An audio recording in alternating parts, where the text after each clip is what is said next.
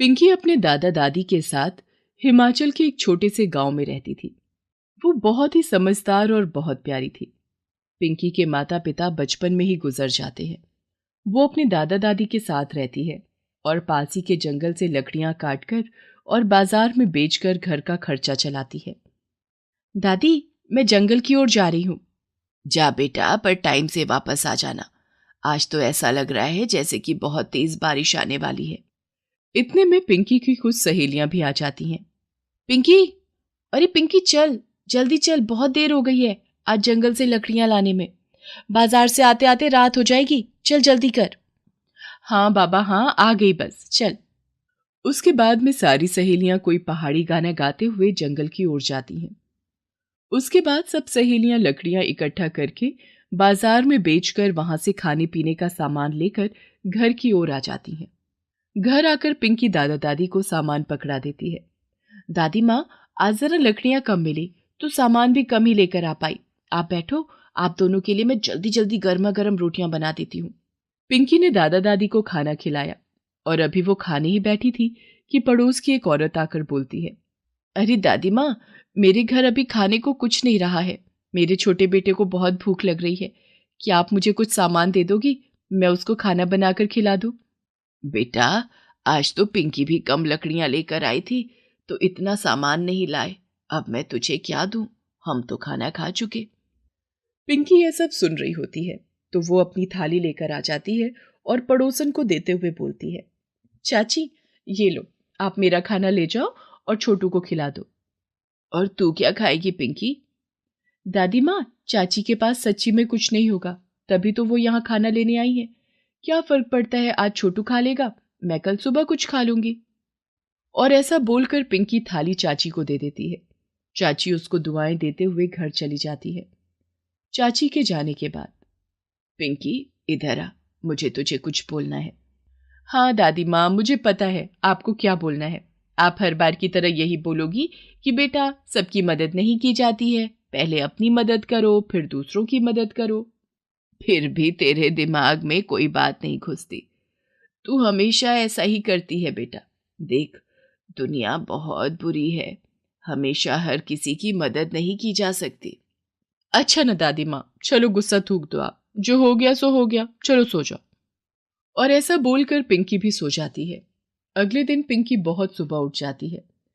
वो सोचती है कि कल लकड़ियां कम कर पाई थी तो आज जल्दी जंगल जाऊंगी और बहुत सारी लकड़ियां इकट्ठा करके जल्दी बाजार बेचकर आ जाऊंगी। और वो अपनी कुल्हाड़ी लेकर जंगल की ओर चली जाती है। जंगल में पिंकी दोपहर तक काफी सारी लकड़ियां इकट्ठी कर लेती है। तभी चारों तरफ काले बादल हो जाते हैं और तेज बारिश शुरू हो जाती है। अरे ये क्या हो गया, इतनी सारी लकड़ियां इकट्ठी करी और अब बारिश होने वाली है। ये तो गीली हो जाएगी मेरे बाजार जाने तक। फिर सेठ इसका कोई भी पैसा नहीं देगा। दादा दादी भी मेरा इंतजार कर रहे होंगे। तभी पिंकी को पास की झाड़ियों में सरसराहट सी सुनाई देती है। पहले वो सोचती है जरूर कोई जंगली जानवर होगा, लेकिन फिर देखती है एक बूढ़ी अम्मा खुद को भीगने से बचाते हुए उसी की तरफ आ रही है। अरे बिटिया, तू इस जंगल में इस टाइम क्या कर रही है? अम्मा, मैं यहाँ जंगल में लकड़ियां लेने आई थी। लकड़ियां तो इकट्ठी हो गई पर बारिश आ गई है।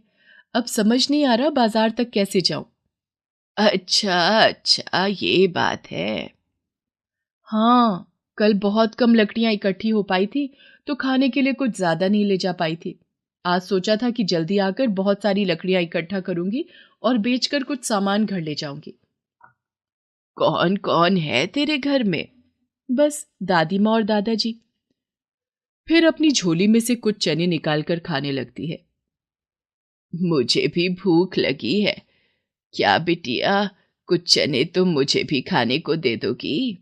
अरे माफ करना बूढ़ी अम्मा, मुझे पूछना याद ही नहीं रहा। वो ऐसा है ना, रात को भी मैं खाना नहीं खा पाई थी और सुबह से लकड़ियां बिन रही थी। ऐसा बोलकर पिंकी बूढ़ी अम्मा को चने खाने के लिए देती है। थोड़े चने और मिलेंगे बेटा, मुझे बहुत भूख लगी है। हाँ हाँ, क्यों नहीं अम्मा, ये लो, आप सारे चने खा लो। फिर बूढ़ी अम्मा पिंकी के दिए सारे चने खा लेती है। अरे बेटा, मैं तो सारे चने खा गई, अब तू क्या खाएगी? तुझे भी तो भूख लग रही होगी। कोई बात नहीं अम्मा, मैं तो घर जाकर भी खा लूंगी। बेटा, मेरे पास तो तुझे देने के लिए कुछ नहीं है, बस ये एक लोहे का चूल्हा है, ये तू रख ले। अरे नहीं अम्मा, इसकी कोई जरूरत नहीं है। रख ले बेटी, मुझे तेरा स्वभाव बहुत अच्छा लगा, इसलिए मैं ये चूल्हा तुझे दे रही हूँ। जब तुझे जरूरत होगी तो ये तेरी बहुत मदद करेगा। जा बेटी, सुखी रह।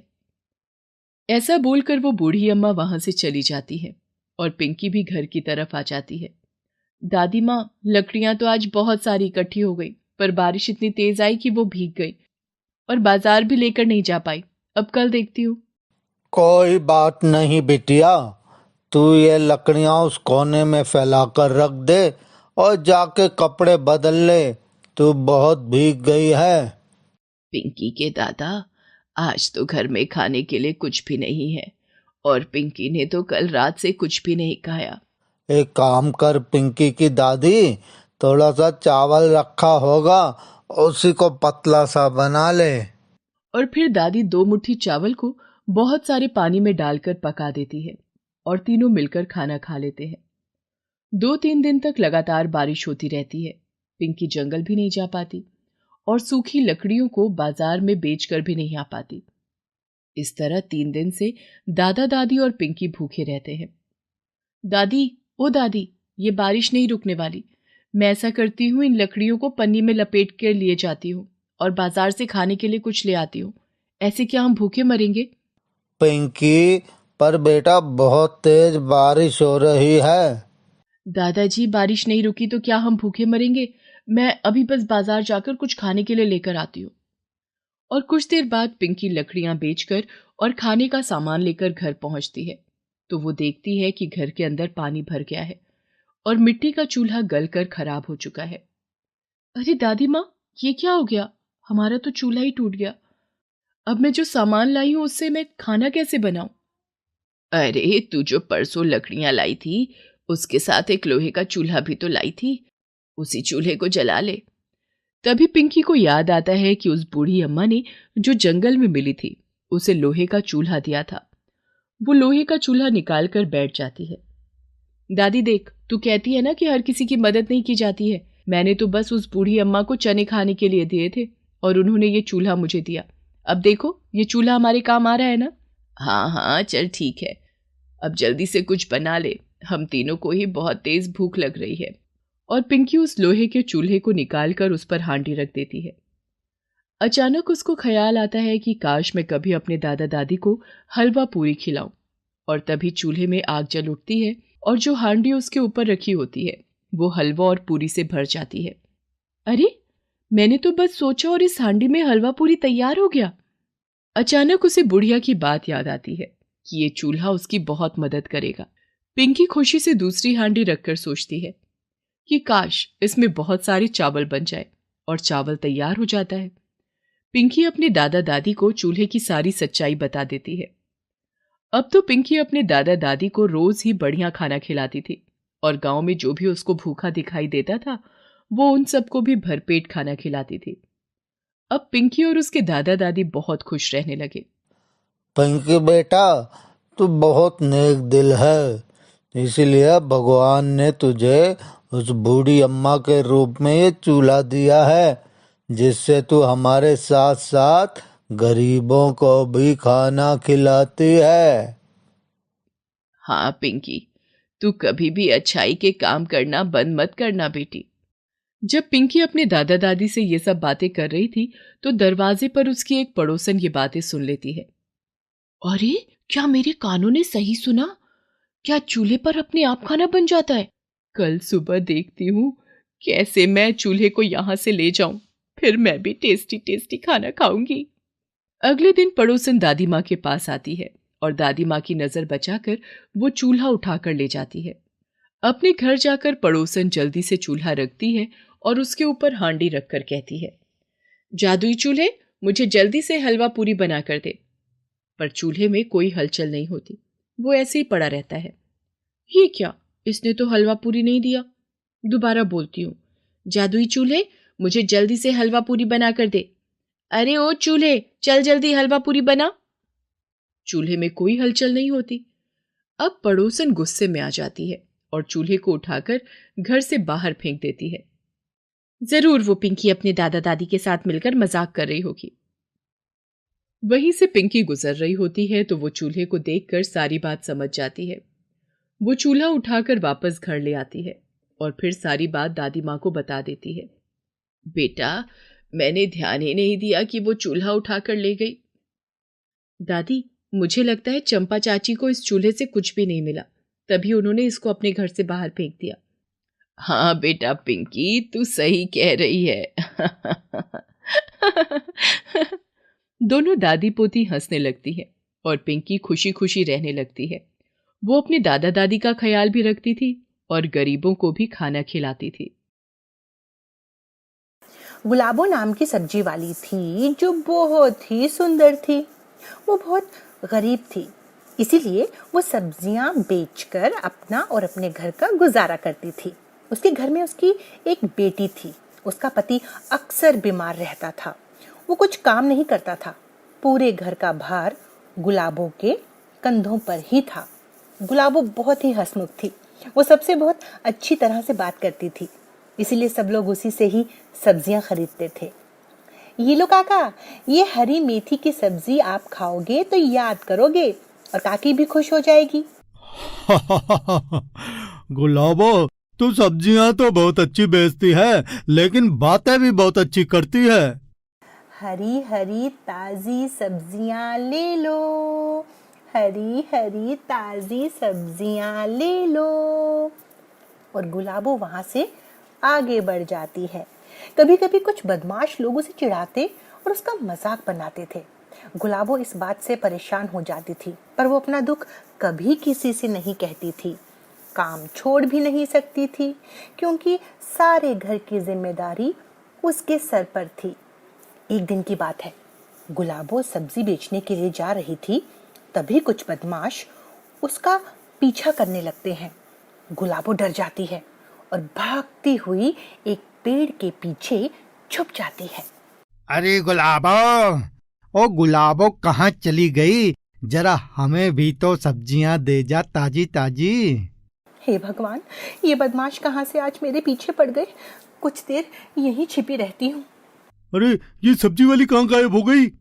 कुछ देर वो बदमाश गुलाबों को ढूंढते हैं, लेकिन उनको गुलाबो नहीं दिखती, तो वो वहां से चले जाते हैं।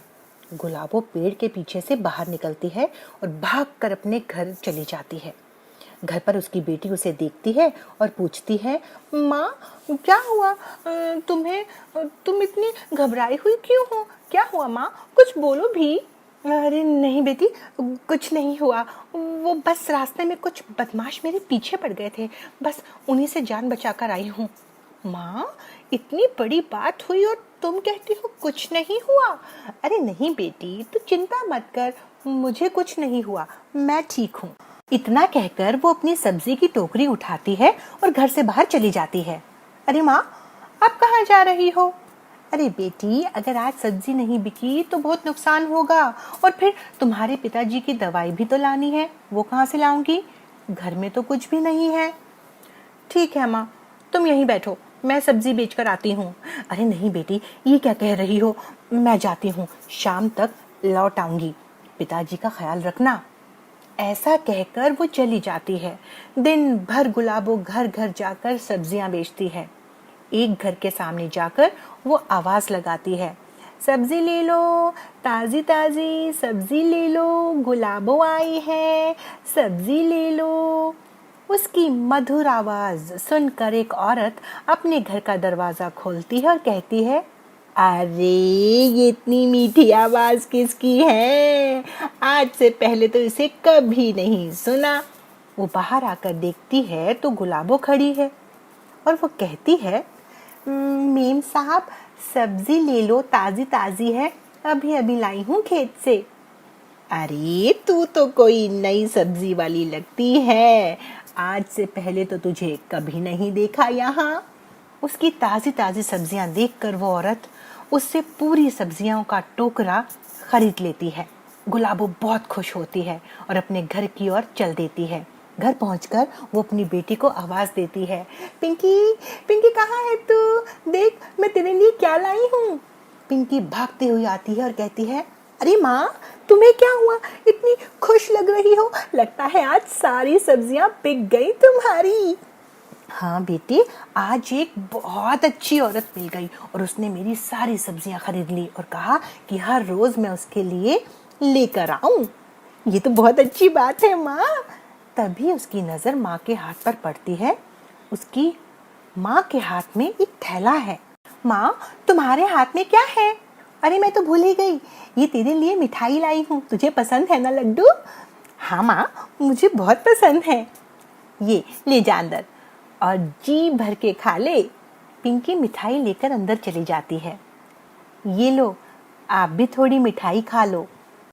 लेकिन गुलाबो, अभी मेरी तबीयत ठीक नहीं हुई, कहीं मिठाई खाकर कुछ हो न जाए। आप खा लो, कुछ नहीं होगा। मैं जब डॉक्टर से आपकी दवाई लाई थी तो मैंने उनसे पूछ लिया था, उन्होंने कहा कि थोड़ी सी खा सकते हो। अब धीरे धीरे सब ठीक हो रहा था। गुलाबों की सब्जियां भी बिक जाती थी और अब उसके पति की तबीयत में भी सुधार होने लगा था। बस गुलाबो, तेरी मेहनत रंग लाई, अब मैं जल्दी ही काम पर जाने लगूंगा। हाँ जी, कल डॉक्टर बोल रहे थे कि बस 2-3 दिन के बाद ही आप काम पर जा सकते हो। हे भगवान, तेरा लाख लाख शुक्र है। अगले दिन गुलाबो फिर से अपना सब्जी का टोकरा लेकर निकलती है। सब्जियां ले लो, हरी हरी ताजी ताजी सब्जी ले लो। पिंकी बेटा, अभी तक तुम्हारी माँ नहीं आई, इस समय तक तो वो आ जाती है। हाँ पिताजी, आज तो बहुत देर हो गई, मैं बाहर जाकर दिखाती हूँ। पिंकी अपनी माँ को ढूंढती हुई गांव के बाहर निकल गई। उसने हर जगह अपनी माँ को ढूंढा पर उसकी माँ कहीं नहीं मिली। रात हो चुकी थी। अब तक गुलाबों का कुछ पता ही नहीं चला। दोनों गुलाबों का इंतजार करते हैं लेकिन वो नहीं आती। अब तो रात भी हो चुकी थी। तभी गुलाबो घर आती है। उसकी हालत देखकर पिंकी हैरान हो जाती है। शरीर पर पूरी मिट्टी लगी थी। अरे माँ, तुम कहाँ चली गई थी? मैंने तुम्हें कितना ढूंढा, कहाँ थी? लेकिन गुलाबो कुछ नहीं कहती, वो चुपचाप एक जगह पर बैठ जाती है। अरे गुलाबो, तुम्हें क्या हुआ? ये तुम्हारी तुम्हारी ये हालत कैसे हुई? बताओ बताओ, क्या हुआ तुम्हें? फिर गुलाबो उन्हें सारी बात बता देती है। वो कहती है कि जब वो सब्जी बेचकर वापस आ रही थी तो कुछ बदमाशों ने उसे पकड़ लिया। पंछी बनो उड़ के फिरूं मस्त गगन में। क्यों गुलाबो, बड़ी खुश नजर आ रही है, लगता है आज तेरी सारी सब्जियां बिक गई हैं। तुमसे मतलब? देखो, मेरा रास्ता मत रोको और मुझे जाने दो। हमने तो तेरा रास्ता रोक लिया, अब तू क्या करेगी गुलाबो? हट जाओ, हटो बदमाशों। गुलाबो उन बदमाशों को धक्का मारकर आगे की तरफ भाग जाती है। वो बदमाश भी गुलाबो के पीछे भागने लगते हैं। काफी दूर भागने के बाद गुलाबो एक पहाड़ी पर पहुंच जाती है और वहां से नीचे कूद जाती है। जग्गू, वो सब्जी वाली तो दिख नहीं रही, कहीं वो इस पहाड़ी के नीचे तो नहीं कूद गई? हाँ, ऐसा ही लगता है। उन दोनों बदमाशों के जाने के बाद मैं किसी तरह उस पहाड़ी से ऊपर आई और इस तरह अपनी जान बचाकर घर पर आई हूँ। रो मत गुलाबो, अब तुझे सब्जी बेचने की जरूरत नहीं है, मेरी तबीयत भी अब ठीक है। दूसरे दिन गुलाबो का पति सब्जी बेचने के लिए निकलता है। घर पर गुलाबो सोचती है, क्या मैं इतनी कमजोर हूँ कि उन बदमाशों का कुछ नहीं कर सकती? नहीं नहीं, ऐसा नहीं होगा। मैं उन लोगों की वजह से अपना काम नहीं छोड़ूंगी। ऐसा कहकर वो फिर से सब्जी की टोकरी उठाती है और उन लोगों को सबक सिखाने का फैसला लेती है। उसने अपने सब्जी के टोकरे में एक बड़ा सा चाकू रख लिया और घर से निकल गई। कुछ दूरी पर चलने के बाद वही बदमाश उसको फिर से मिल जाते हैं। अरे जग्गू, देख तो जरा, ये सब्जी वाली तो जिंदा है। हम तो सोच रहे थे कि ये पहाड़ी से कूदकर मर गई है। फिर से वो बदमाश गुलाबो की तरफ बढ़ते हैं, लेकिन आज गुलाबो वहां से नहीं भागी। उसने एक बदमाश को चाकू से मार मार कर घायल कर दिया। तुम बदमाशों ने शायद औरत को कमजोर समझा हुआ है, लेकिन आज मैं तुमको औरत का काली रूप दिखाती हूँ, जिसके बाद तुम कभी किसी औरत के साथ इस तरह की बदतमीजी नहीं करोगे। गुलाबों ने दुर्गा का रूप बना लिया था और वो उन दोनों बदमाशों पर टूट पड़ी थी। दोनों बदमाश अब जमीन पर गिरे हुए थे और हाथ जोड़कर अपनी जान की भीख मांग रहे थे। हमको माफ कर दो, आज के बाद हम कभी किसी को परेशान नहीं करेंगे। गुलाबो उनको वहीं पर छोड़कर आगे की तरफ बढ़ जाती है और इस तरह से उसने उन बदमाशों से अपना पीछा छुड़ाया। अपनी शक्ति दिखाकर वो हैरान हो गई थी। जब उसके पति ने ये सब सुना तो उसे भी गुलाबों पर गर्व हुआ। उसकी बेटी भी बहुत खुश हुई। इस तरह अब गुलाबो और उसका पति दोनों सब्जियां बेचने लगे। कुछ दिनों बाद उन्होंने अपनी दुकान खोल ली। दोनों ने अपनी मेहनत से एक दुकान भी खोल ली और वो दोनों बहुत खुश थे। पिंकी भी अब एक अच्छे स्कूल में पढ़ने लगी थी। तो देखा दोस्तों, आपने किस तरह गुलाबों ने अपनी मेहनत और हिम्मत से अपनी जिंदगी को खुशहाल बनाया। आपको ये कहानी कैसी लगी? कमेंट बॉक्स में जरूर बताइए।